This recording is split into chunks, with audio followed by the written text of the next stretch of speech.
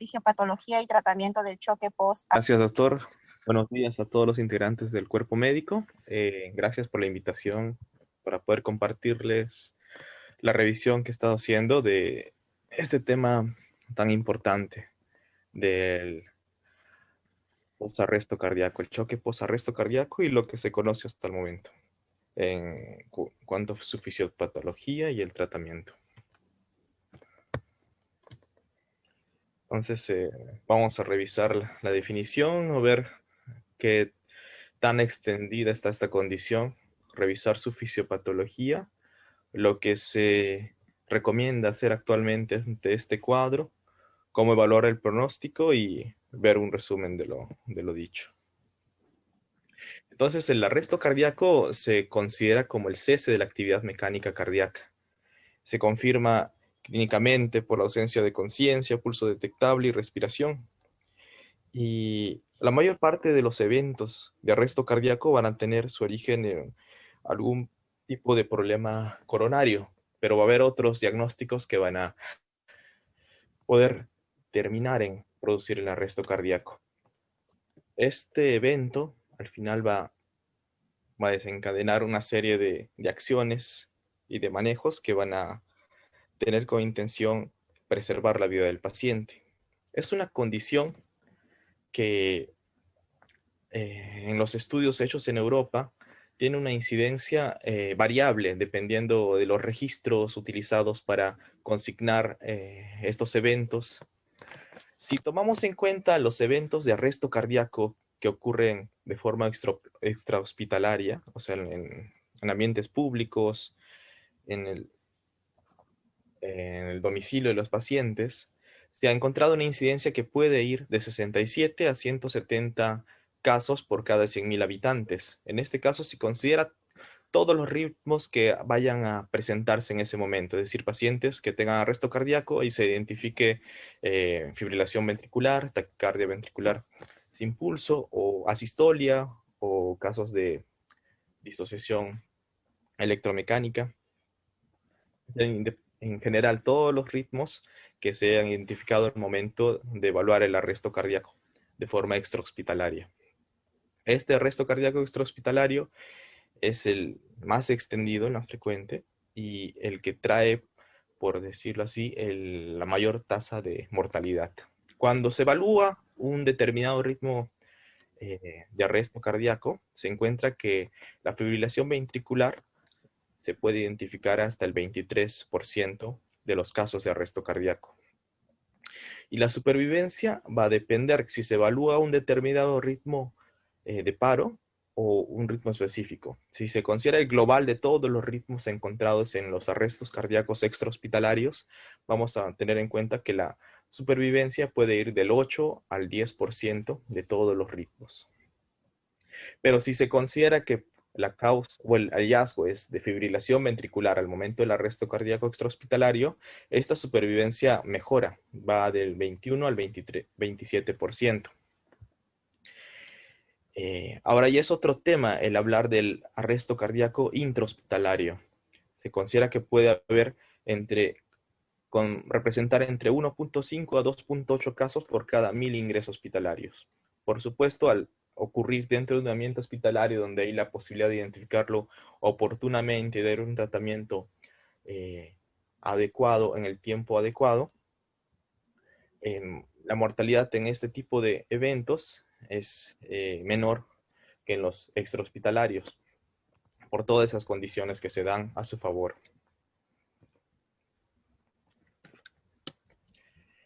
Entonces, cuando hablamos de shock post-resucitación, vamos a enfocarnos en los pacientes que han sobrevivido a un arresto cardíaco, extrahospitalario o intrahospitalario, y ver que de los pacientes que han sobrevivido, va a fallecer el 60% sin haber, de los pacientes que presentan un arresto cardíaco extrahospitalario, hasta el 60% va a fallecer sin haber conseguido reanimarlo, sin haber conseguido que se retorne la circulación espontánea. Entonces, va a haber un 40% de pacientes que pueden sobrevivir a un arresto cardíaco extrahospitalario. De estos pacientes van a estar en UCI y su mortalidad va a seguir siendo muy alta. Van a fallecer entre un 60 a un 80%. Es una mortalidad que ha sido difícil disminuirla por más que haya avanzado los manejos en cuidados intensivos.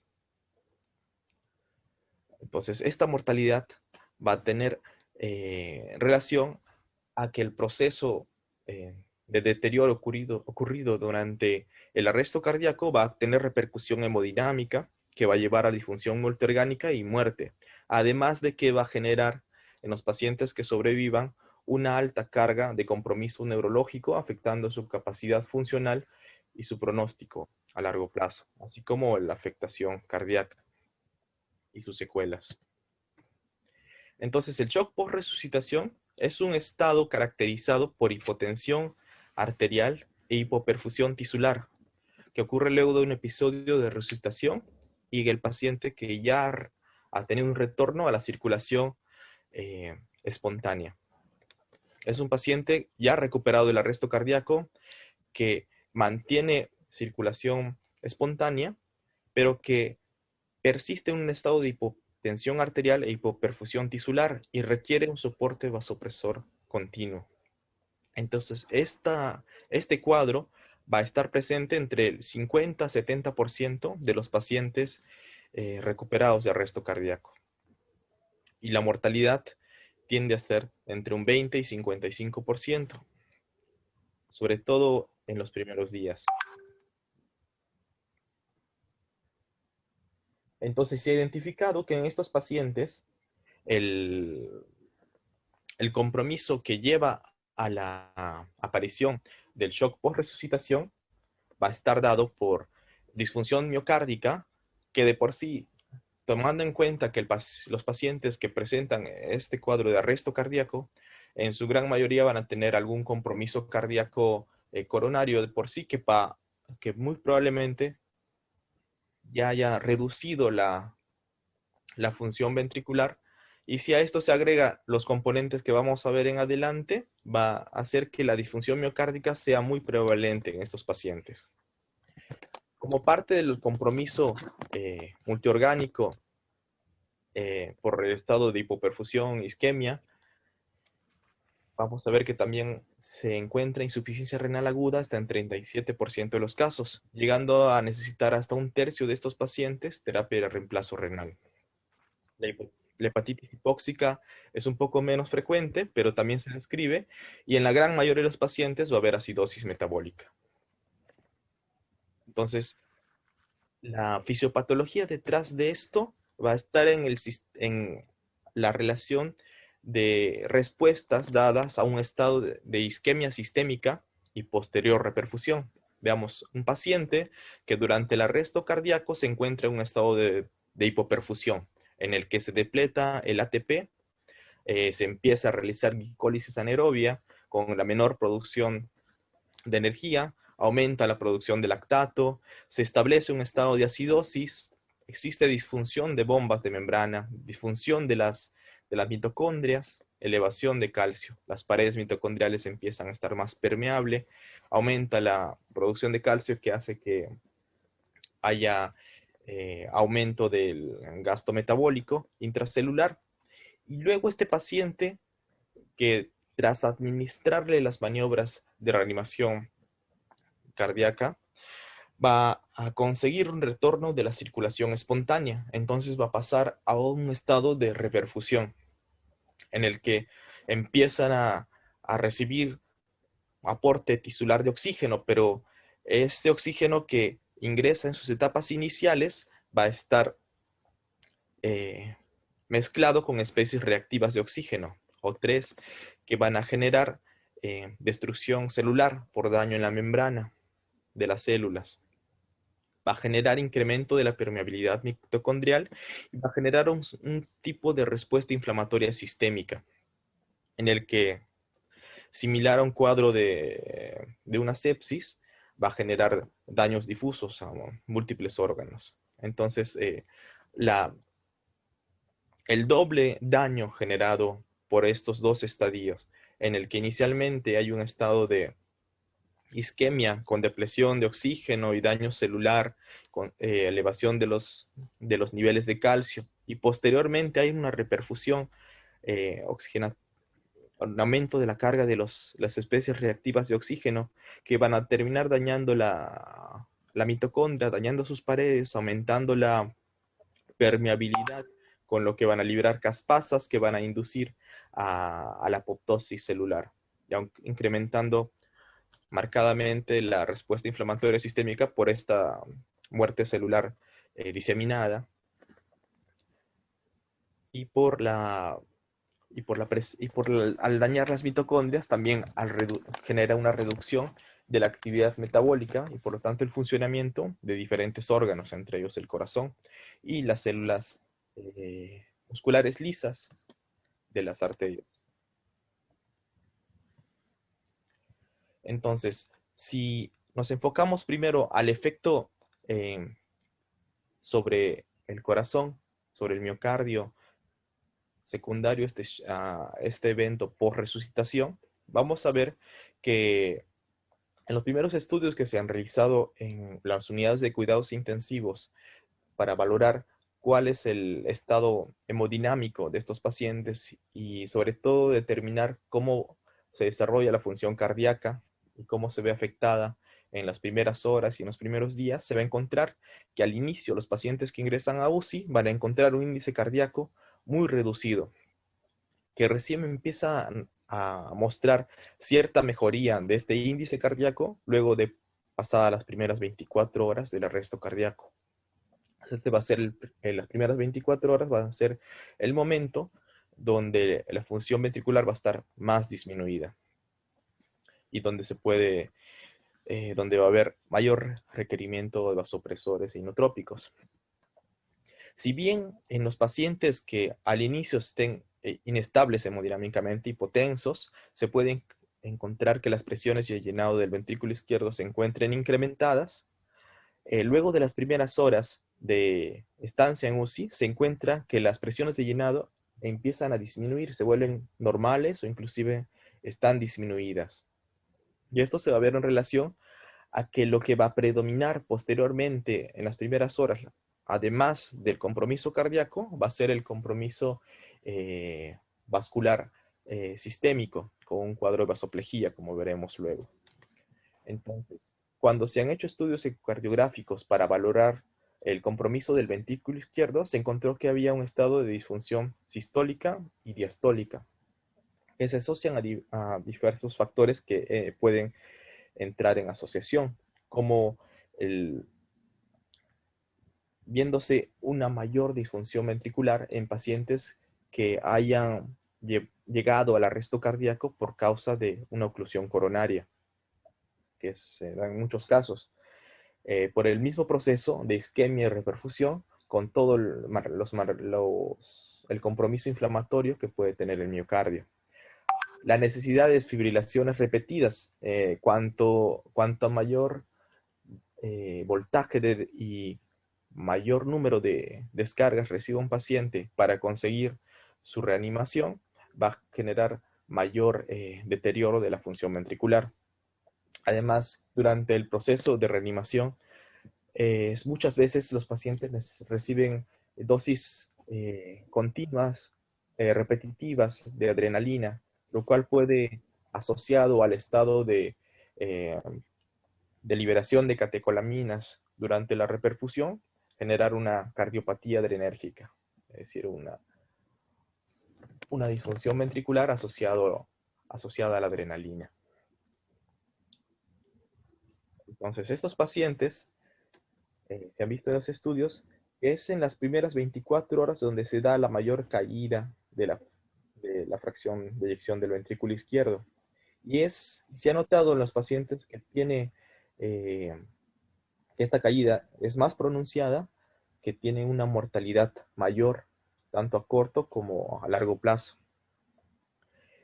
Y va a ser muchas veces la diferencia entre lo que pueda denotar la supervivencia. Como se puede observar, pacientes con una fracción de menos de un 30% van a tener una mortalidad mucho mayor que los pacientes que la mantienen por encima del 30%. Y esta va a ir en recuperación progresiva en las primeras 24 horas hasta la primera, segunda o tercera semana de hospitalización. Mientras que el deterioro va a ser progresivo en los pacientes que han tenido peor pronóstico. Entonces, parte del componente cardíaco se da por eso, por la disfunción ventricular asociada al estado de isquemia y a los factores que hayan originado el arresto cardíaco. Otro componente que forma parte del estado de shock post-resucitación es el estado de vasoplejía. Esta condición también originada en consecuencia del estado de isquemia y posterior reperfusión. Hay un incremento en la cantidad de neutrófilos que se agrupan a nivel de la vasculatura arterial periférica, que se activan y generan disfunción endotelial. Esta disfunción endotelial inicialmente va a generar un incremento de la producción de óxido nítrico, con lo cual van a generar vasodilatación y va a asociar también un aumento en la activación de la cascada de la coagulación, con lo que va a generar todo un cuadro similar al que se origina durante la sepsis. Además, en el estado de reperfusión va a haber el incremento de las especies reactivas de oxígeno, lo cual va a activar los monocitos, los macrófagos, o sea, el sistema inmunitario innato, lo que va a llevar a un incremento de las citoquinas y de la liberación de óxido nítrico a su vez, con esto empeorando el estado de vasodilatación y de disfunción endotelial. Entonces se va a generar un estado de vasoplejía que va a va a dar la impresión de que el paciente se encuentre en un estado de hipovolemia relativa por la alteración de la relación entre el contenedor y el contenido, es decir, entre las arterias y la sangre. Por una vasodilatación va a aumentar la compliance vascular. El estado de daño endotelial, arterial y capilar va a generar extravasación capilar. Esto va a ser incrementado en los pacientes que tengan periodos más largos de resucitación, en los que se ha demorado más tiempo en conseguir la reanimación. Y esto también se va a encontrar en los pacientes que desde inicio se empieza a utilizar soporte circulatorio extracorpóreo como ECMO. Y por tercer compartimiento, debido a que la injuria por isquemia y reperfusión también puede afectar el,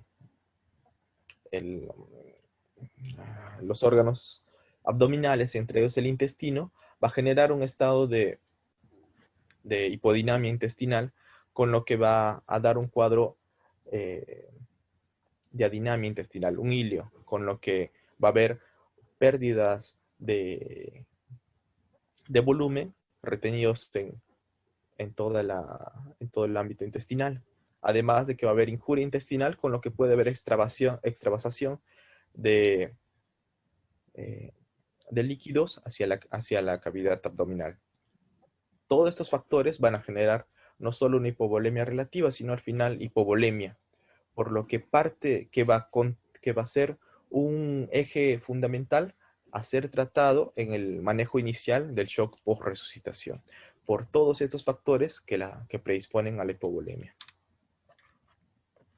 Entonces, la disfunción esplácnica contribuye a incrementar la respuesta inflamatoria sistémica, como siendo el intestino grueso un lugar donde existe bastante flora bacteriana que durante la injuria intestinal puede producir un pasaje de estas bacterias hacia la circulación sanguínea. Los factores que lleven a un daño intestinal van a generar una endotoxinemia que puede incrementar la severidad de la vasoplejía. Es decir, el daño intestinal, a su vez, no solo va a generar disfunción de este órgano, sino también va a generar un incremento de pasaje de microorganismos hacia la circulación y por lo tanto mayor respuesta inflamatoria.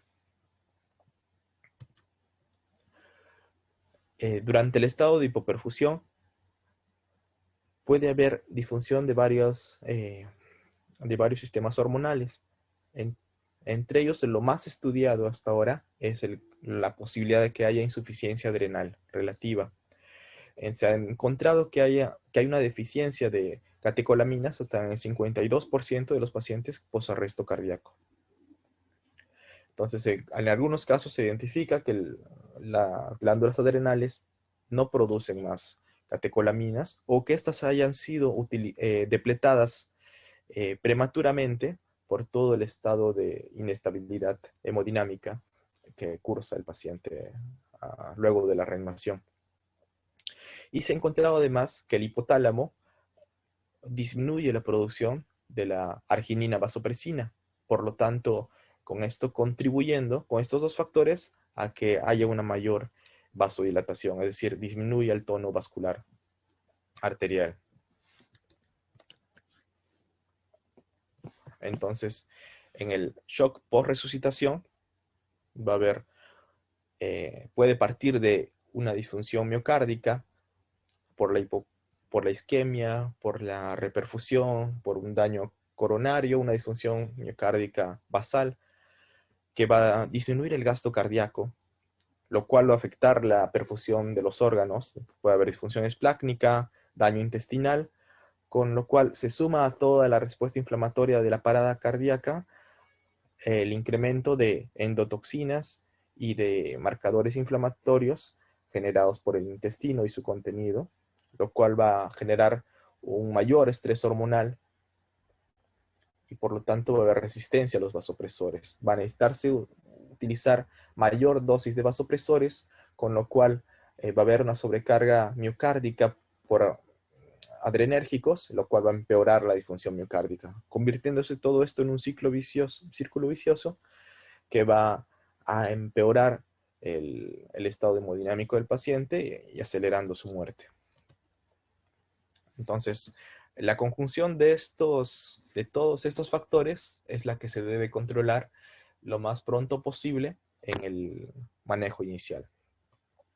Entonces, para el manejo inmediato, el paciente que ya está reanimado debe mantenerse una buena oxigenación y ventilación. Entonces, esto es un paciente que tiene que mantenerse una saturación entre 94 y 98%, es decir, evitar la hipoxemia, pero también evitar la hiperoxia.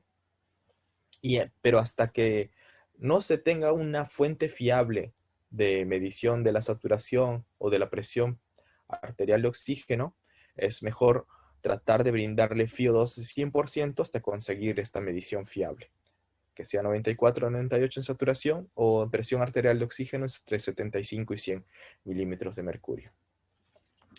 El paciente necesita un apoyo de vía aérea avanzada. Lo ideal es que se pueda realizar intubación orotraqueal, pero que esta sea realizada por el personal más experimentado. Y de no contarse con esta persona adecuada, debería darse el apoyo con máscara laringea hasta que se pueda conseguir el apoyo adecuado. Se debe guiar la ventilación con el uso de capnógrafo o de análisis de gases para poder conseguir una presión arterial de CO2 entre 35 y 45.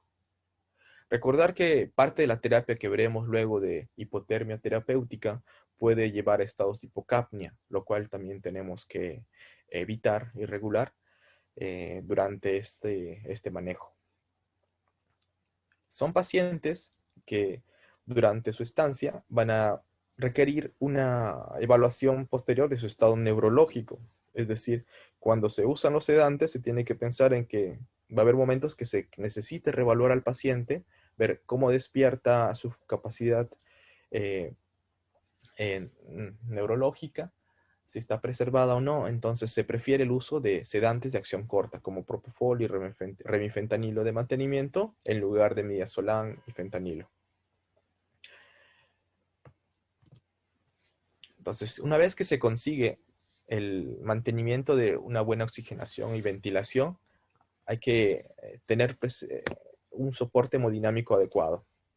De inicio, el paciente tiene que tener un electrocardiograma de 12 derivadas para poder ver los pasos siguientes que van a hacer, ver si es necesario o no realizarle una coronariografía, un cateterismo cardíaco, pensando en la necesidad de una angioplastía por una oclusión coronaria. Pero se toma el electro y se trata de estabilizar al paciente primero. Entonces se toma un electrocardiograma y luego el paciente debería tener un acceso intravenoso adecuado. De inicio, estos pacientes, como vimos anteriormente, van a tener un estado de hipovolemia, tanto relativa como establecida por todos los factores que se han asociado a la depresión de volumen. Y además va a ser un paciente hipotenso. Entonces va a ser un paciente que puede necesitar inicialmente reposición de volumen y que esta va a ser mayormente con cristaloides. El monitoreo invasivo es lo que se recomienda al paciente que tenga una línea arterial y se va a guiar con niveles de presión sistólica objetivos por lo menos más de 100 milímetros de mercurio o presión arterial media más de 65 milímetros de mercurio. Son pacientes que de hecho van a necesitar muchas veces dosis incremento de vasopresores y probablemente asociarse inotrópicos para mantener la presión arterial sistólica. El objetivo actualizado, antes se consideraba en 2015 que era tener 1 mililitro de flujo urinario por kilo por hora. Ahora se considera que se debería conseguir de 0.5 mililitros kilo hora y que se consigan niveles de lactato que llegan a estar dentro de lo normal o que se encuentren en reducción, lactatos menos de 2 o en reducción respecto a controles previos que se hayan hecho al inicio. Entonces, por lo menos hasta ahí. Entonces, un paciente que va a tener que estar en una UCI con monitoreo invasivo, uso de vasopresor inotrópicos para conseguir esta presión arterial media más de 65, con niveles de lactato en descenso, un gasto urinario más de 0,5 mililitros kilo hora, tener la saturación en 94-98, una presión de CO2 en 35-45 y volúmenes tidales recomendados para ventilación mecánica entre 6 a 8 mililitros por kilo en general, pero puede reducirse de 6 a menos en pacientes que tengan un ARS asociado por algún motivo, sobre todo en pacientes con reanimación intrahospitalaria.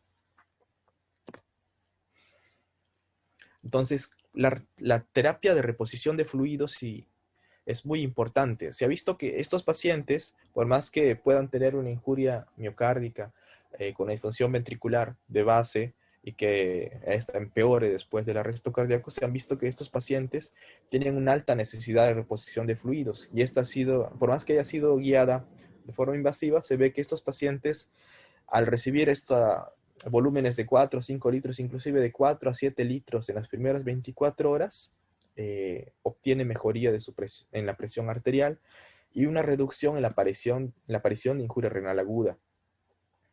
O sea, es importante en todos estos pacientes mantener una terapia agresiva de reposición de fluidos. Y se ha visto que inclusive, como veíamos previamente, que las presiones de llenado del VI, por más que ya se haya iniciado esta terapia, se mantienen normales o bajas, haciendo estas medidas de forma invasiva, tanto con capilar, como haciendo una evaluación ecocardiográfica. Ahora, el uso de vasopresores ha sido muy extendido en todos los casos de shock, pero en este tipo de shock post-resucitación hay estudios retrospectivos, se han hecho revisiones de un alto número de pacientes en las que se vio que comparando 6 vasopresores diferentes, ninguno mostró un beneficio en mortalidad. La noradrenalina, por extrapolación en diversos tipos de estudios de shock, sobre todo séptico, ha sido considerado y mantiene su indicación de vasopresor de primera línea. Hay un estudio del Levy de 2018 en el que se compara en pacientes con shock cardiogénico, shock postinfarto de miocardio, en el que se mide el efecto de la epinefrina y de la noradrenalina, es decir, adrenalina versus noradrenalina, en cuanto a variables hemodinámicas, como presión arterial media, índice cardíaco, frecuencia cardíaca y volumen stroke indexado, y se ha visto que entre ambos vasopresores no hay una diferencia significativa, excepto en cuanto a la aparición de shock refractario. Se ha visto que los pacientes que utilizan noradrenalina en lugar de epinefrina tienen una menor tasa de aparición de shock cardiogénico refractario, con lo cual mejoran su pronóstico, el tiempo hospitalario, pero aún faltan estudios más grandes para poder demostrar esto. Pero ya es una indicación de que el mantener la noradrenalina como vasopresor de primera línea va en buena relación para mantener un adecuado soporte hemodinámico. Ahora, el uso de inotrópicos, se ha visto que por más que la dobutamina sea uno de los primeros que se haya utilizado en casos de disfunción ventricular, shock post-arresto cardíaco, esta siga manteniendo su indicación como inotrópico primera línea. Ha sido comparada con levosimendan, con milrinone, pero todavía no hay evidencia suficiente para decir que los otros inotrópicos tengan ventajas sobre dobutamina. Inclusive hay un estudio actual que muestra que la dobutamina no genera deterioro ventricular, no genera injuria miocárdica en su uso en las primeras 24 horas en shock post-arresto cardíaco. Entonces la dobutamina sigue manteniendo su indicación como inotrópico en caso de que este fuera necesario.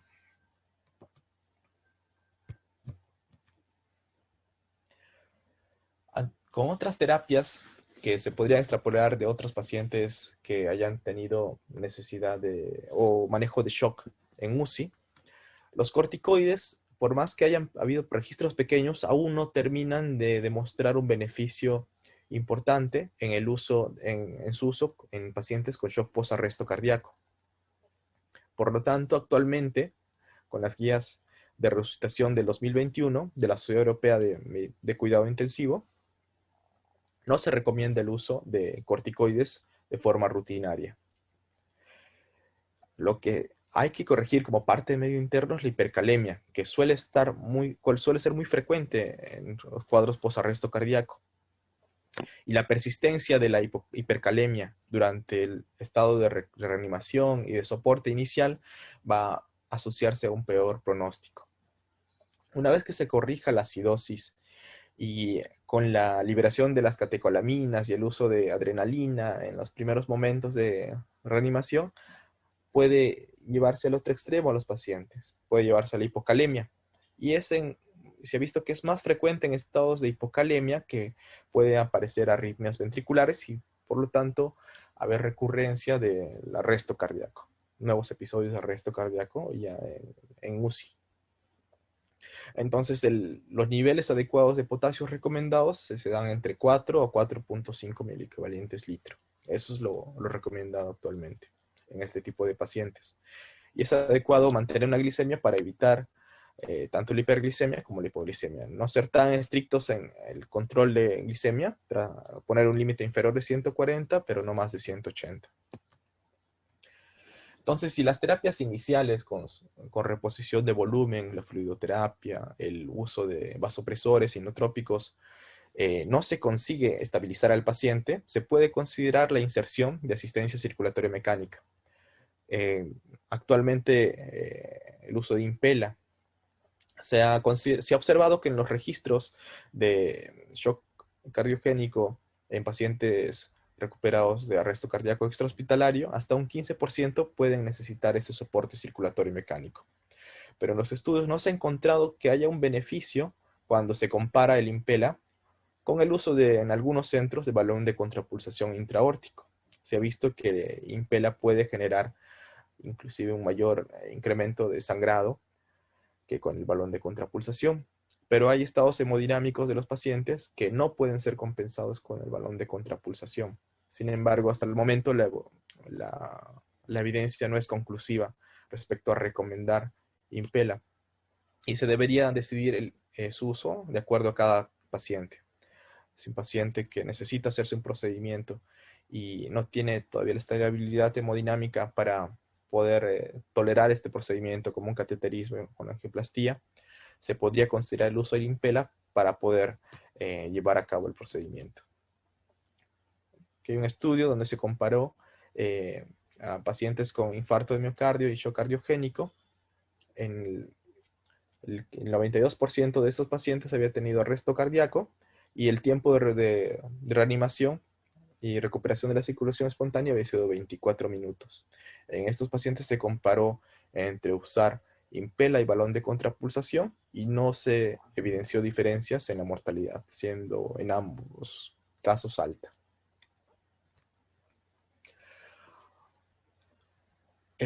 Lo que más se ha extendido actualmente en el ámbito del manejo del arresto cardíaco es el uso del ECMO.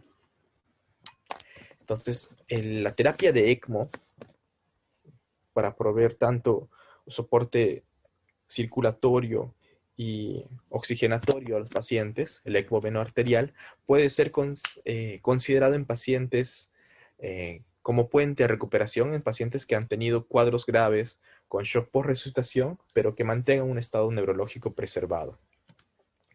El ECMO se considera como una terapia de reanimación cardiopulmonar extracorpórea. El ECMO utilizado como una herramienta adicional en casos de que como una terapia de rescate en los pacientes en los que las medidas iniciales de soporte vital avanzado no son exitosas.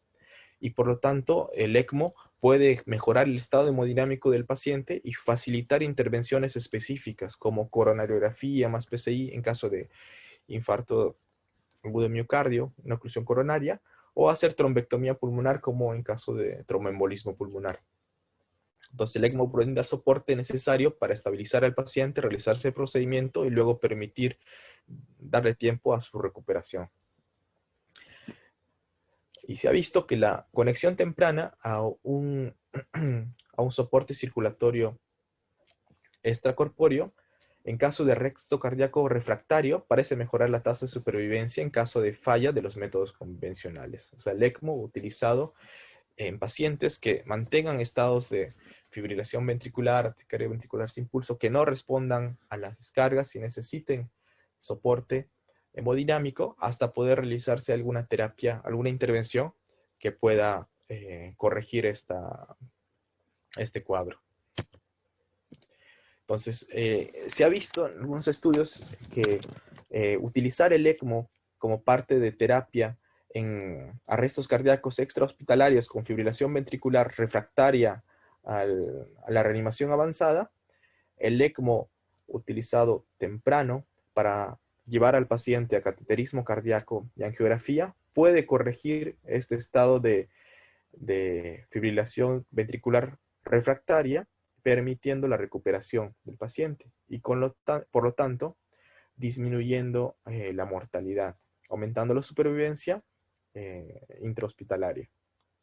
Como vemos, la reducción entre los pacientes en los que se usó ECMO, la tasa de supervivencia es mayor que los pacientes en los que no se usó ECMO como soporte avanzado.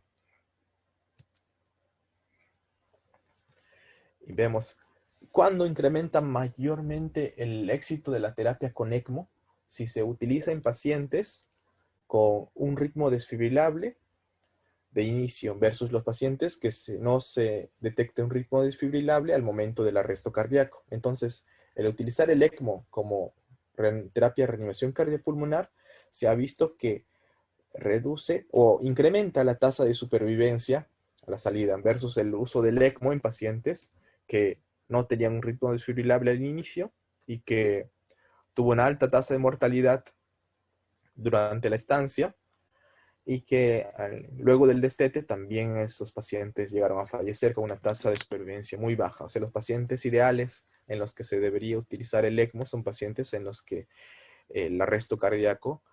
Al momento del arresto cardíaco se identifica un ritmo desfibrilable. Y vemos que cada año se incrementa el uso del ECMO como terapia de reanimación cardiopulmonar avanzada. Al momento, la página del ELSO reporta que hay un 41% de pacientes con ECMO como terapia de reanimación cardiopulmonar que han sobrevivido, y que hasta que han salido del ECMO o han sido transferidos hay un 29% de supervivencia, que va mucho mejor que las terapias convencionales. Entonces, una terapia adicional, pero que ya desde más de una década ha mostrado que tiene relevancia e importancia y cada vez es más fuerte su indicación como el manejo del manejo del estado post-arresto cardíaco, es la hipotermia terapéutica, algo que debería instaurarse en todos los centros que reciben este tipo de pacientes. Entonces, una terapia que inicialmente en las guías pasadas del 2015 se recomendaba, sobre todo en pacientes que habían tenido un arresto cardíaco extrahospitalario y que tenían un ritmo inicial desfibrilable, como fibrilación ventricular, taquicardia ventricular sin pulso, pero que estos pacientes permanecían comatosos, es decir, en estado de coma después de haber conseguido la reanimación, la recuperación de la circulación espontánea. Entonces, estos pacientes eran candidatos a realizarse una hipotermia terapéutica de por lo menos 24 horas, con el objetivo de mejorar su pronóstico neurológico a corto plazo. Y se había visto que había beneficio en estos pacientes. Posteriormente, en el 2019, se realizaron otros estudios en el que se comparaba tanto en pacientes con arresto extrahospitalario con cualquier tipo de ritmo, sea desfibrilable o no desfibrilable al momento del arresto cardíaco. Y se vio que había beneficio también en los pacientes con ritmos no desfibrilables o en arrestos cardíacos intrahospitalarios. Entonces, actualmente la recomendación se ha ampliado y se indica que esta terapia de hipotermia terapéutica se extiende a todos los pacientes con arresto cardíaco extrahospitalario o arresto cardíaco intrahospitalario, independiente del ritmo inicial que se encuentre, sea desfibrilable o no desfibrilable, y que permanezcan comatosos después de la recuperación de la circulación coronaria, la circulación espontánea. Entonces se debe instaurar la terapia hipotermia terapéutica por al menos 24 horas. Parte de esta indicación de hipotermia terapéutica va a extenderse en los días siguientes con el objetivo de evitar que el paciente tenga temperaturas de por encima de 37.7, que es el punto de corte para considerar fiebre en esta población. Entonces, sus beneficios neurológicos están demostrados. Aún la evidencia no es tan contundente respecto al beneficio miocárdico, pero ya hay varios estudios que comienzan a mostrar mejores parámetros hemodinámicos en los pacientes que reciben este tipo de terapia con hipotermia. Entonces, debe ser instaurado desde el ingreso a UCI, aunque todavía hay un debate sobre cuál es el mejor método para instaurarlo. Cuánto debe durar y la temperatura precisa son temas de debate. Pero lo que actualmente se recomienda es que el objetivo de la temperatura debe estar entre 32 y 36 grados. Es un rango que no debe ir ni más ni menos de eso. Y no hay un punto específico donde detener la temperatura, pero mientras oscile dentro de las primeras 24 horas en ese rango, se considera que el paciente está recibiendo una terapia de hipotermia adecuada.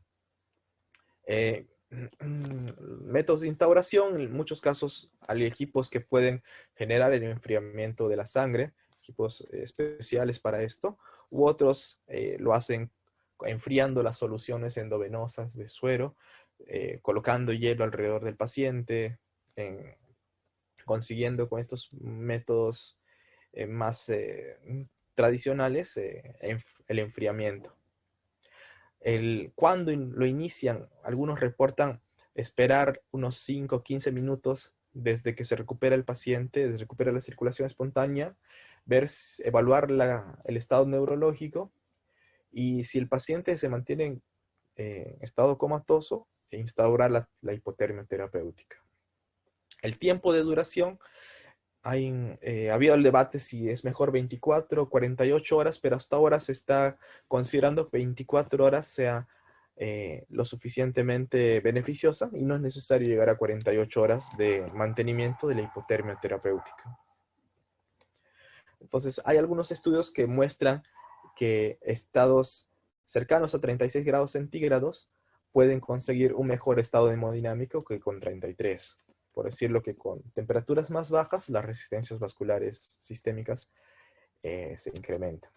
Entonces, el efecto de la hipotermia terapéutica sobre el índice cardíaco se puede ver en rojo que el índice cardíaco es mayor en pacientes que tienen temperaturas cercanas al 36 grados centígrados cuando se instaura la terapia, y que la resistencia vascular sistémica y pulmonar se reduce en los pacientes que tienen una temperatura cercana a 36 grados centígrados, a diferencia de 33, que es la azul. Y la fracción de eyección no se altera siguiendo cualquiera de las opciones de temperatura, pero ya se deja ver que hay cierto grado de mejoría hemodinámica al instaurar la hipotermia terapéutica. Un paso fundamental en este grupo de pacientes posarresto cardíaco es valorar el momento de conseguir la reperfusión coronaria. Siendo los síndromes coronarios agudos la causa más frecuente de arresto cardíaco en pacientes adultos, es importante realizar una coronariografía lo más pronto posible. Se ha visto que en estudios de todos los pacientes que se hayan realizado una coronariografía en el posarresto cardíaco, se va a encontrar que más de un 70% va a tener alguna alteración coronaria.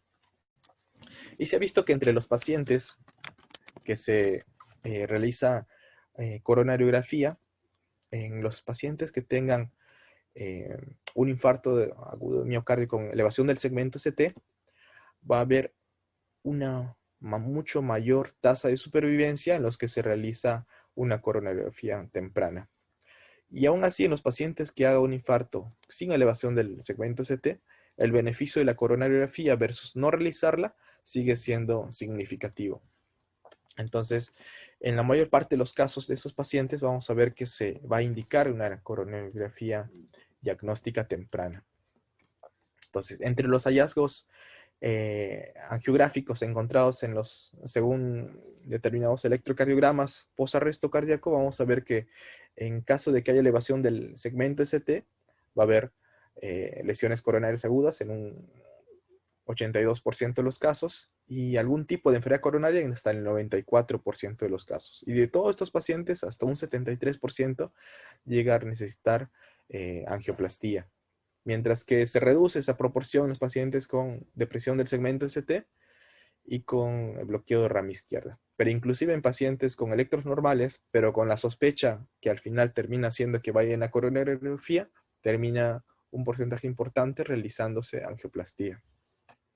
Entonces, no solo es la presentación por alteración del electrocardiograma post-arresto cardíaco, sino sobre todo en pacientes que no llegan a salir del evento de la parada cardíaca a causa de que tengan episodios de fibrilación ventricular o taquicardia ventricular, pulso refractarios, se ve que la probabilidad de enfermedad coronaria y lesiones coronarias agudas es igual, bastante alta. Entonces, en estos pacientes también indicación de un cateterismo cardíaco de emergencia, igual que en el infarto de miocardio con elevación del segmento ST y en ciertos casos de no elevación del ST con factores de riesgo. Entonces, en todos los pacientes con posarresto cardíaco extrahospitalario que presente un infarto de miocardio con elevación del segmento ST, se recomienda una coronariografía de emergencia y angioplastía. Y los pacientes que no tienen ST elevado, pero con alto riesgo de oclusión coronaria aguda, o sea, por clínica previa antes del evento, las manifestaciones de dolor, o historias previas o antecedentes, o en caso de que tenga inestabilidad hemodinámica a pesar de toda la terapia instaurada o instabilidad eléctrica, se debería considerar la coronariografía de emergencia y angioplastía. Entonces, en pacientes que tengan esa inestabilidad eléctrica o hemodinámica a pesar del soporte dado, y tengan que realizar el cateterismo cardíaco, se refuerza la indicación de soporte circulatorio mecánico para poder realizar estos procedimientos.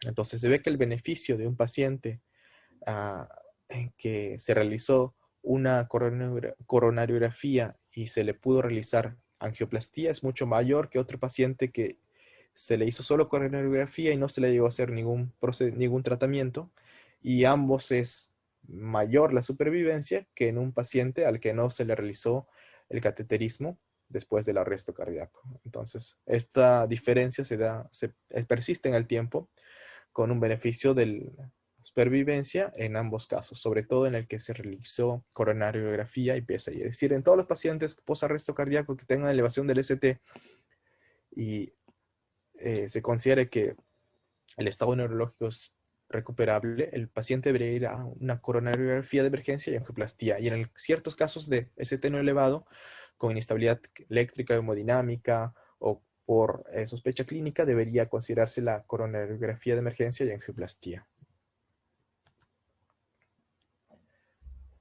Tenemos, además de esto, otras terapias en estudio, como el uso de drogas neuroprotectoras, eritropoyetina, ciclosporida, xenotide, pero que todavía no se ha demostrado su beneficio, pero probablemente en un futuro tengan un rol importante.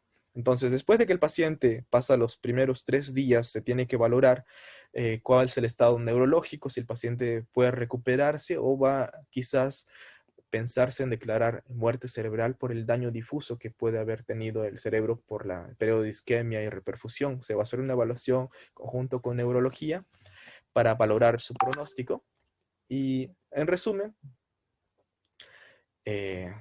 vamos a dar un soporte de vía aérea, mantener un adecuado estado hemodinámico, instaurar un control estricto de la temperatura, determinar si la causa del arresto fue cardíaca, ver el momento temprano de hacer una coronariografía y posibilidad de hacer angioplastía. Si no se detecta la causa, ver otras causas probablemente cerebrales.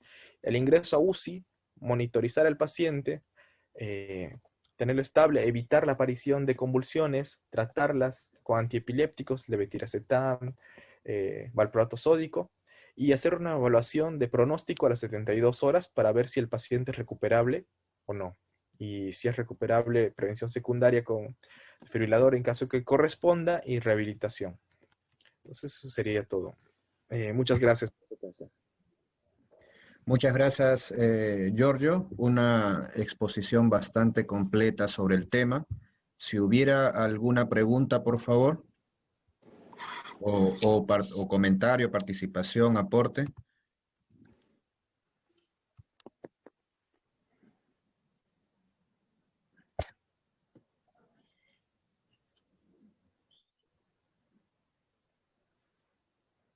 Una pregunta.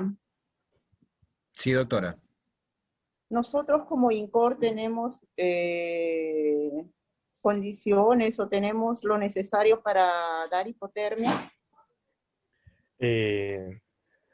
La que se da en hospitales de alta complejidad en otros países con equipos de enfriamiento de sangre invasivos, no, pero se puede hacer algo similar a la experiencia en España, donde se utiliza hielos y refrigeradores para poder enfriar las soluciones endovenosas y hielo para enfriar al paciente y tratar de acercarse al objetivo de la temperatura de 33 a 36 grados. Sí se podría, sí.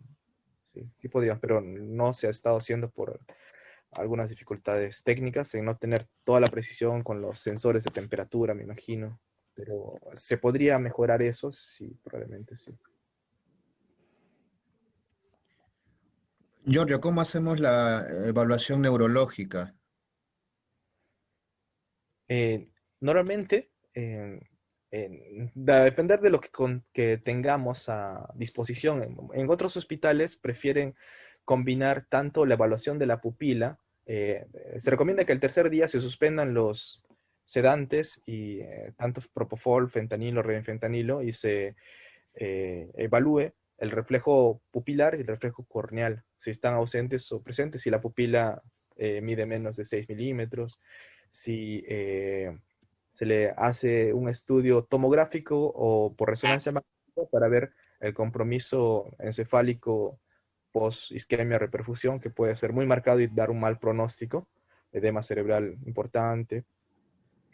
Se hace evaluación electroencefalográfica, luego potenciales evocados, somatosensoriales y biomarcadores. En general, lo que teníamos nosotros y podríamos hacer acá es la evaluación clínica de la pupila, reflejos pupilares y evaluación tomográfica, porque no tenemos resonancia magnética, y tratar de extrapolar de estos estudios si la lesión anóxica es lo suficientemente marcada para dar un mal pronóstico, o si no seguir. Sería ideal que tuviésemos los otros biomarcadores de neuroespecíficos, lenolasa, electroencefalograma, pero para poder dar algo más preciso, porque es importante todo esto para que si un paciente es recuperable para donación de órganos, se pueda declarar muerte cerebral y mantener el soporte hasta que pueda donar el resto de órganos, si es que están preservados, y solo es por una muerte cerebral.